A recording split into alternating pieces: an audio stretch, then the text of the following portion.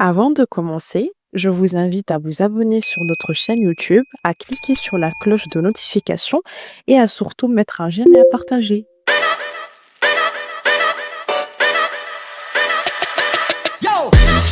Bonjour, bonsoir à tous et à toutes. Bienvenue dans ce nouvel épisode du podcast de la team 2-0. Comme d'habitude, votre humble serviteur Francis à la présentation. Et aujourd'hui, je suis accompagné de Steve Dioy. Salut Dioy. Salut Francis, salut à toute la team 2-0. Ravi d'être là encore avec vous ce soir. Tu as mangé quoi ce soir, champion? Je me suis dopé à la tisane parce que vraiment avec les pluies et tout, donc le rhume nous menace. Mais bon, on fait avec. D'accord. Tu as de la chance d'avoir la pluie de ton côté. De mon côté, il fait tellement chaud. Déjà que dans ce pays, il pleut rarement. Quand il pleut, c'est comme une bénédiction. Mais en plus de cela, il fait une chaleur tellement étouffante que je suis obligé de me laver plusieurs fois dans la journée. Alors, on va passer directement au programme de cette émission. Nous allons directement revenir sur l'actu mercato de la semaine. Par la suite, nous aurons le débat du jour qui sera consacré à l'impact du racisme dans le mercato des joueurs noirs. Il sera ici question de savoir si il y a du racisme dans le mercato des footballeurs noirs africains. Et enfin, nous irons dans le traditionnel top 5, cette fois-ci, des meilleurs numéro 8, à savoir milieu relayeur de la saison 2024-2025. Tu es prêt, champion? Let's go! C'est parti. Alors, l'un des mercatos qui a fait office de surprise et de braquage à l'italienne, c'est le transfert de Eze, qui était tout proche de Tottenham et finalement qui serait tout proche de s'engager avec Arsenal. Le joueur de Crystal Palace va vraisemblablement s'engager avec Arsenal, avec les Gunners d'Arsenal. Steve Joy, quelle est ton impression et que penses-tu que Eberechi Eze va apporter aux Gunners d'Arsenal? Par rapport à EDE, je pense que c'est si Arsenal réussit à finaliser les transferts, je pense que ça sera encore un atout majeur pour leur évolution parce que c'est vraiment un joueur percutant avec une technique particulière à lui. Donc, un joueur qui peut déstabiliser les défenses. Donc, ça sera vraiment un atout majeur pour l'effectif d'Arsenal, vu qu'ils sont en train de faire vraiment un très bon recrutement pour, je pense, remporter cette première ligue qui les glisse entre les doigts depuis plusieurs années. Donc, je pense qu'avec Eze, ils ont un atout en plus pour pouvoir atteindre leurs objectifs. D'autant plus qu'il y a eu la blessure de Kai Havertz, dont je crois que l'une des raisons pour laquelle ils ont aussi foncé sur Eze, c'est par rapport à cette blessure. Alors, en parlant de blessure, un autre joueur qui a été champion d'Italie avec le Napoli, qui malheureusement est un blessé de longue durée, c'est Romelu Lukaku, qui s'est donc blessé avec le Napoli. Et vraisemblablement, le club champion d'Italie sera en train de se tourner vers l'attaquant mancunien Rasmus Højlund. Joy, est-ce que tu penses que Højlund pourrait se relancer du côté du Napoli? Bah, il a intérêt à se donner les moyens pour pouvoir se relancer parce que vu que déjà en Italie, il a fait un bon boulot avec l'Atalanta. Mhm. Donc, c'est pour ça que Manchester United l'a recruté. Mais en Angleterre, il n'a pas su montrer toutes ses qualités, ou bien il n'a pas pu. Genre, on connaît pas aussi le contexte externe aussi au club, mais il n'a pas pu montrer toute l'étendue de son talent. Et avec ce retour en Italie, on espère qu'il pourra encore se relancer et pouvoir montrer tout le potentiel qu'il a, parce que on va pas se mentir, il a quand même un très bon profil, un joueur grand, costaud, qui peut jouer dans la surface et même en remise. Donc, on espère qu'il pourra encore se donner les moyens d'être cité parmi les meilleurs numéro 9 de cette génération. Donc, bonne chance à lui pour son retour en Italie. D'accord. Donc, du côté d'Oilund, tu penses que ça sera une opportunité pour lui de pouvoir se relancer. Mais est-ce que tu penses que le Napoli fait le bon choix en misant sur Oilund? Bah, comme tous les choix, c'est un choix risqué vu sa saison dernière. Mais je pense qu'avec ce genre de joueurs qui ont souvent les crocs, comme on dit souvent, il va vouloir montrer vraiment de quoi il est capable, en fait. Donc, je pense qu'il fera du bien au Napoli, qu'il apportera en plus, vu que c'est un attaquant en plus qui vient dans les, qui arrive dans les rangs du Napoli. Et avec un passeur comme Kevin De Bruyne qui est arrivé à Naples, je pense que c'est un bon choix pour lui, surtout. Et aussi pour le club, c'est quand même, on va dire, c'est un choix je pense qu'ils ont mûrement réfléchi et qui pourra aussi le relancer. Donc, des deux côtés, je pense que pour le moment, c'est un bon choix. On va voir les performances après.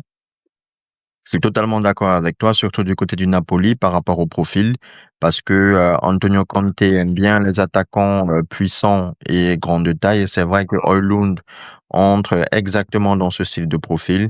Maintenant, pour ce qui est de Rasmus Højlund, vu qu'il a déjà, comme tu l'as dit, eu d'excellentes performances du côté de l'Atalanta Bergame, espérons que du côté du Napoli, il pourra se relancer, sachant que c'est une année Coupe du Monde. Donc, il a intérêt à faire de son mieux pourquoi pas être sélectionné pour le mondial. Alors que pendant que d'autres clubs sont en train de chercher des remplaçants à des blessés ou de recruter, eh ben, d'autres équipes prolongent leurs soldats.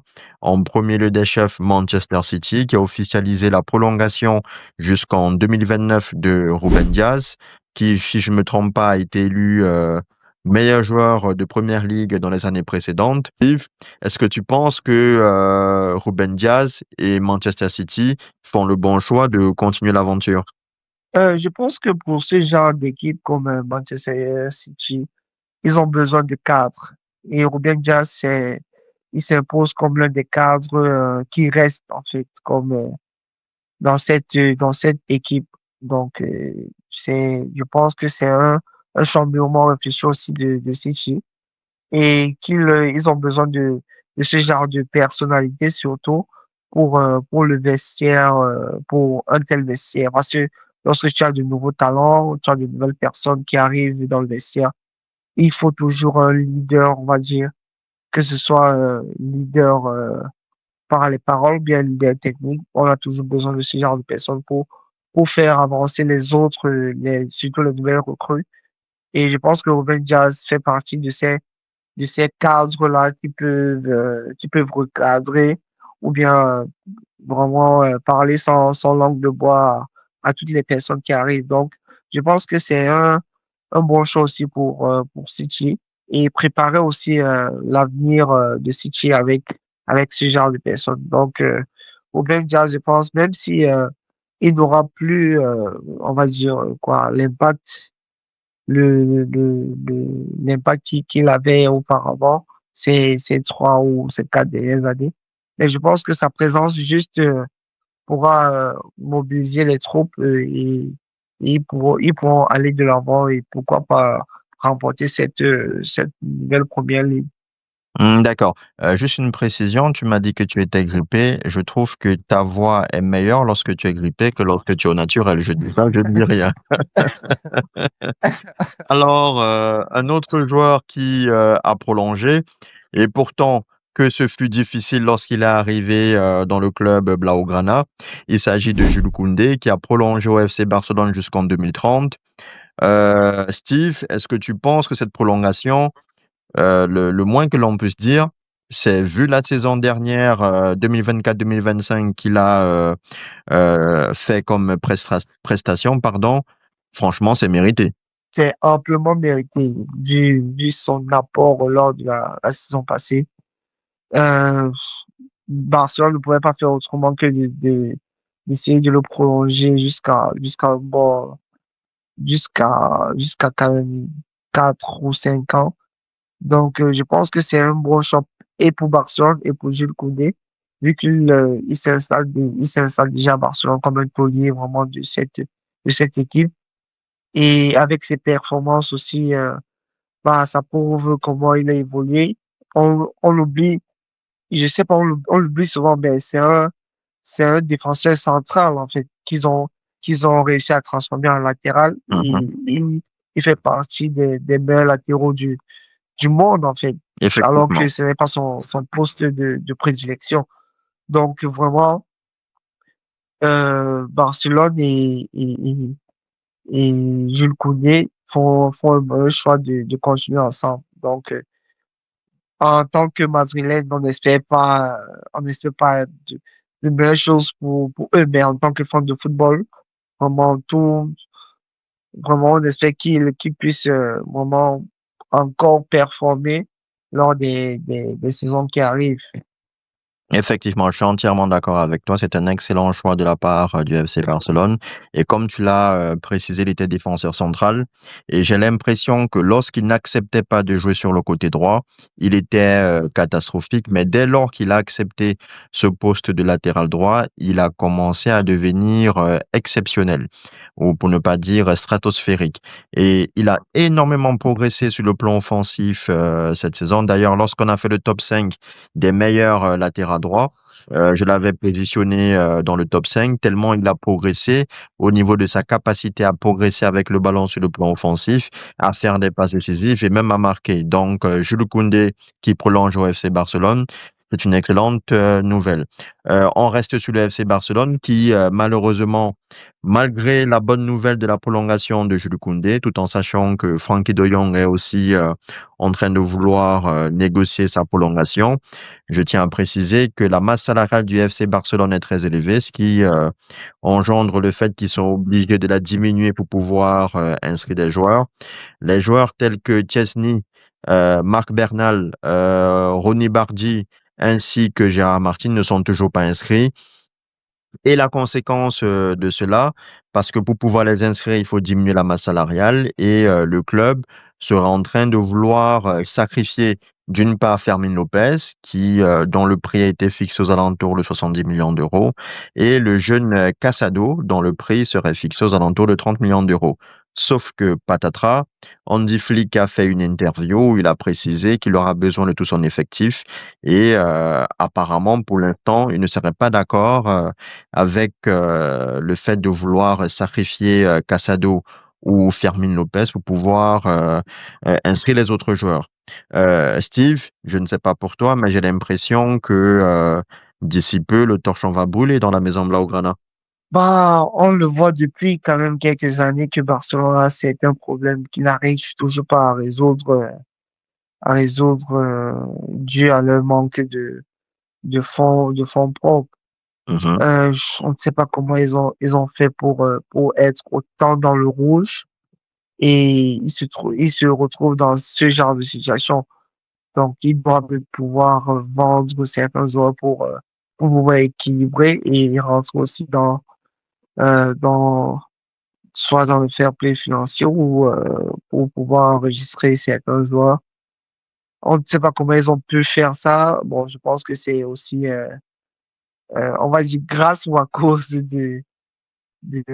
comment il s'appelle encore, Tebas. Bartomeu, qui a, Ah, Bartomeu, qui a d'accord. fait, oui, à Bartomeu, je pense qu'il a dilapidé vraiment l'argent du FC Barcelone en faisant des recrutements à plus de 100 millions.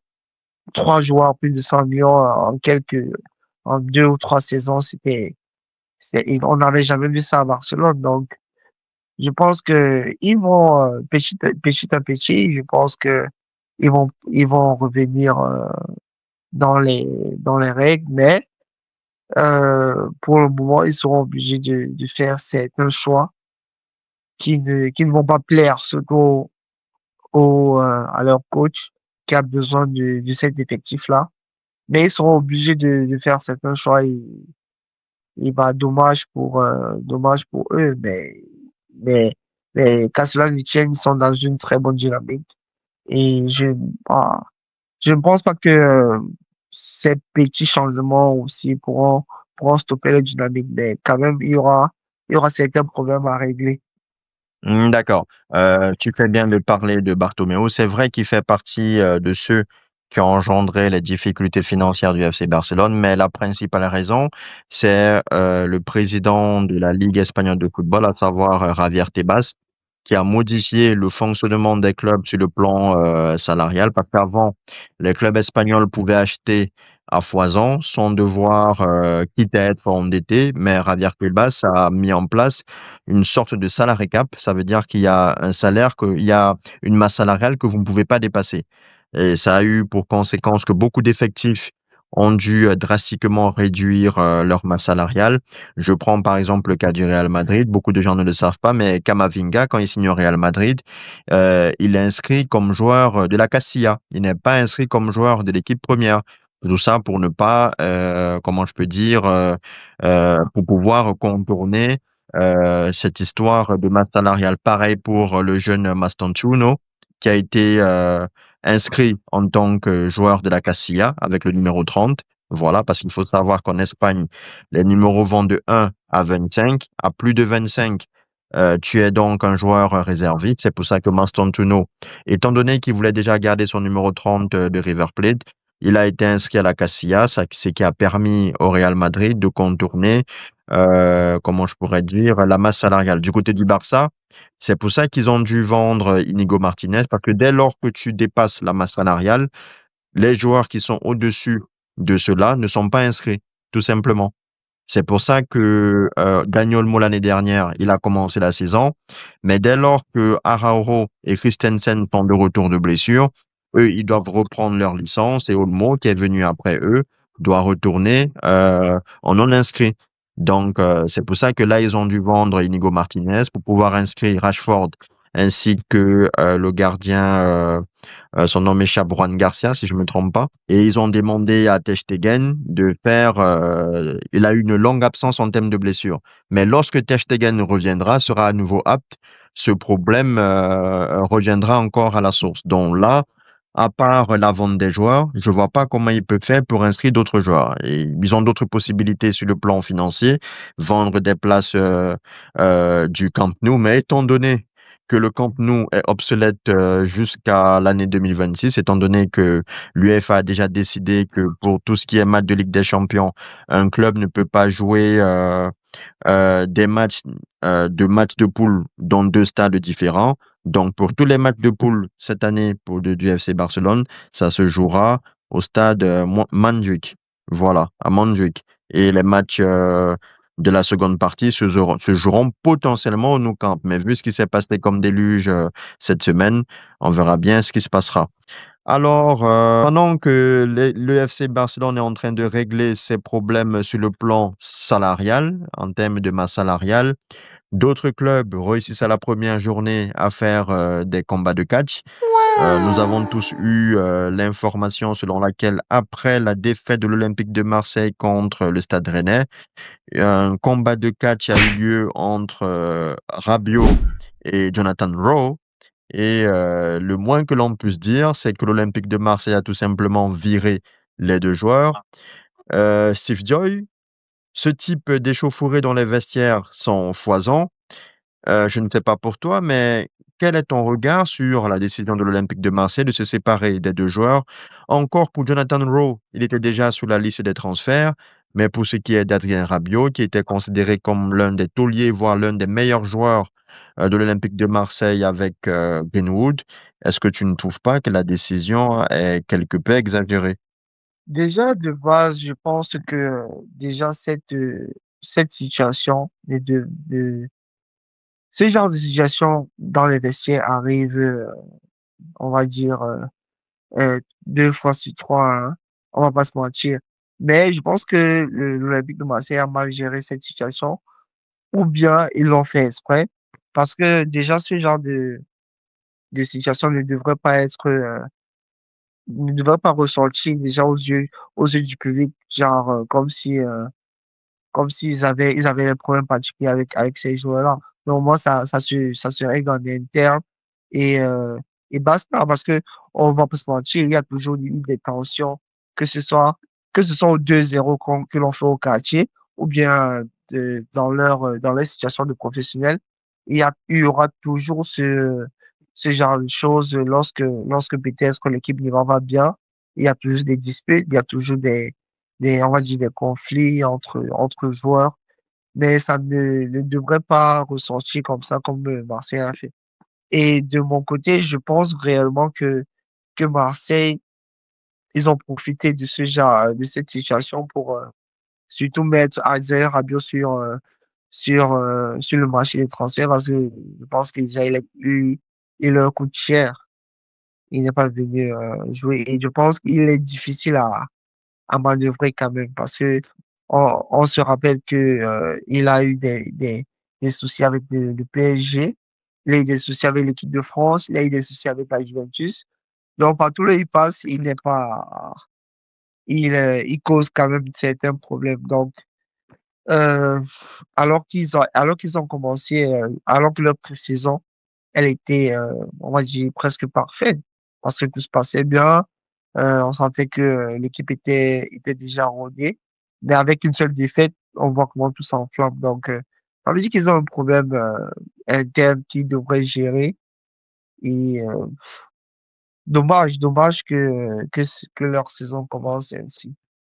D'accord. Alors, je suis agréablement surpris par ton discours parce que je suis totalement d'accord avec toi.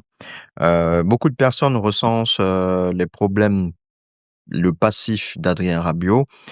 Le seul problème d'Adrien Rabiot, c'est qu'il a toujours voulu partir libre. Pourquoi? Parce que le but de partie libre pour un joueur, ça te permet de toucher une prime à la signature. Voilà, c'est le mot que je cherchais. Donc, que ce soit pour le Paris Saint-Germain ou la Juventus, il est toujours parti libre. Maintenant, du côté du Marseille, je suis entièrement d'accord avec toi. C'est l'Olympique de Marseille qui a mal géré la situation. Déjà l'année dernière, que ce soit Pablo Longoria ou encore Mehdi Benatia et même Deserbi, ils ont tous loué et encensé Rabiot par rapport à son professionnalisme. Ça, c'est la première chose. Il est arrivé libre, ils ne l'ont pas acheté, il a baissé son salaire pour pouvoir jouer à l'Olympique de Marseille. Et comme tu le dis, je pense que vu il a une, il a, ils ont déposé une prolongation de contrat, mais que jusqu'à présent, il n'a pas encore signé. Et normalement, son contrat arrive la saison prochaine, c'est-à-dire en juin 2026. Et je crois qu'ils ont profité de cette situation pour le faire partir. Parce que comme tu l'as dit, ce genre de difficulté dans le vestiaire, ça arrive. Ça ne veut pas dire qu'on cautionne les violences entre coéquipiers, mais ça arrive. Ça arrive régulièrement et ça n'engendre pas encore plus l'un de tes piliers, l'un des meilleurs joueurs de ton club, directement le fait qu'il soit viré. Ça, c'est d'un. De deux, je pense aussi que le climat à Marseille, il n'est pas bon. Parce que comment peut-on m'expliquer qu'après une seule défaite lors de la première journée de championnat, il reste encore 33 journées, les joueurs soient autant nerveux? Et pour moi, je mets une responsabilité par rapport au coach. Déjà la saison dernière, à chaque fois qu'ils avaient quelques contre-performances, automatiquement, c'était les stages. On les envoyait en stage dans d'autres pays, voilà, ils ne pouvaient pas voir leur famille, etc., etc. Je trouve que en termes de tension nerveuse, il ramène beaucoup trop de tension nerveuse auprès de son vestiaire et il rend son vestiaire, comment je peux dire, flammable. Et en outre de cela, l'exigence prônée par Mehdi Benassia, qui, je tiens à préciser, est un excellent directeur de football, je trouve que c'est un peu difficile pour des joueurs qui jouent dans un club français parce que tu le sais très bien, dans les clubs français, en termes de professionnalisme, c'est pas toujours ça. C'est vraiment pas toujours ça en termes de professionnalisme. J'ai l'impression qu'il veut ramener ce qu'il a connu au Bayern de Munich à la Juventus, à Marseille, c'est louable, mais je pense il n'y met pas la pédagogie qu'il faut pour pouvoir faire passer les messages. Quand tu vois le cas de Chancel Wemba, qui, avant l'arrivée de Benassia, était le meilleur joueur, voire le meilleur défenseur de Marseille. Regarde ce qui s'est passé. Il est à la réserve et Wemba continue de toucher son salaire. Et là, avec Adrien Rabiot, je pense sincèrement que c'est mal géré. Je ne sais pas si tu veux rajouter quelque chose par rapport à ça. Non, non, comme tu le dis, c'est effectivement ce qui se passe. Donc, voilà, ils gèrent quand même très mal ce genre de conflit qui ne devrait même pas ressortir comme ça dans les médias. Donc, en espérant qu'ils puissent trouver vraiment des solutions palpables pour ne plus avoir ce genre de problème, bah, ils auront toujours ces soucis. Donc, espérons qu'ils pourront trouver des solutions. D'accord. Alors, pendant que l'Olympique de Marseille est donc en train de régler le problème Rabiot et Jonathan Rowe, qui, je précise, Rowe, Marseille a déjà trouvé un acheteur pour Rowe, à savoir Bologne. Voilà, et Rabiot, il y a plusieurs clubs qui le convoitent, à savoir la Juventus, le Milan AC, l'Inter de Milan, et il a dit non à Galatasaray. Donc, il a l'embarras du choix, sachant que c'est une année Coupe du Monde. Qui dit Coupe du Monde dit aussi qualification pour la Coupe du Monde. Les Lions indomptables du Cameroun ont des échéances très importantes à partir du mois de septembre. Et dans ce mercato, après Ryan Mbeumo qui a signé du côté de Manchester United, c'est Jackson Chatua, le joueur de Hellas Vérone, qui a signé à Wolverhampton pour 5 ans. Steve, quelle est ton impression et que penses-tu de l'arrivée du lion indomptable Chatua du côté des Wolves?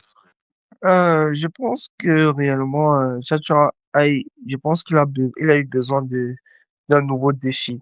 Mhm. Parce que je me dis, à Hellas Vérone, je pense il ne trouvait plus le moyen de progresser, surtout footballistiquement. D'accord, En sans Angleterre, te couper, pour toi, c'est une progression, une régression?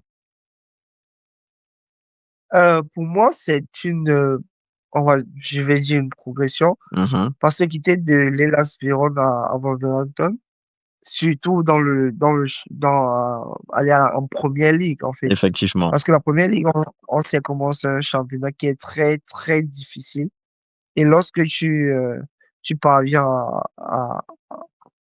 je sais pas, lorsque tu parviens à t'imprégner de la première ligue et à performer dans ce championnat, bah, tu sais que tu as avancé d'un grand pas, par rapport à d'autres championnats. Mhm.